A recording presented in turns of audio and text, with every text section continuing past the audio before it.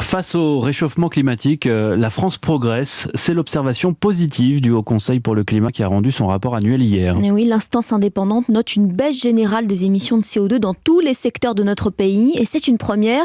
Une réponse qui reste toutefois encore trop timide pour le Haut Conseil à cause notamment de la dégradation de nos capacités de stockage en carbone. C'est le rôle par exemple de nos forêts ou de nos océans. La protection des océans, c'est justement l'enjeu du sommet des Nations Unies qui se tient cette semaine au Portugal. Et la France sera représentée aujourd'hui par Emmanuel Macron qui fait le déplacement.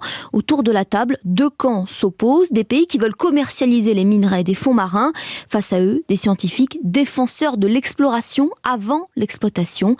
Louise Salé. C'est un domaine de recherche qui commence tout juste à recevoir des financements. Pour vous donner une idée, 12 hommes ont déjà marché sur la Lune, 4 seulement ont atteint le plancher océanique. Les chercheurs doivent d'abord répertorier les espèces, explique Jean-Marc Daniel. Il dirige le département des fonds marins de l'Institut français d'exploitation de la mer. Aujourd'hui, on estime qu'à peu près 9 dixièmes des espèces vivant dans l'océan restent à découvrir. Ce qui est important, c'est de comprendre aussi comment elles fonctionnent dans des conditions très sévères pour nous. C'est souvent plus de 300 à 500 fois la pression atmosphérique, à des températures tout le temps très froide, de 1 à 2 degrés, tout le temps sans lumière. Comprendre puis s'inspirer de ces stratégies permettra d'innover scientifiquement à l'image des micro-organismes qui répliquent leur ADN et dont on se sert déjà pour les tests PCR. On ne sait également pas grand-chose des sols marins sur lesquels sont fixés les câbles où transitent 98% du trafic Internet mondial. Ces sols sont instables, des avalanches sous-marines peuvent survenir.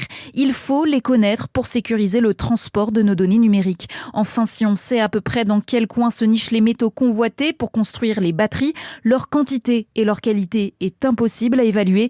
Tout reste encore à mesurer. Louise Salé, spécialiste environnement d'Europe 1.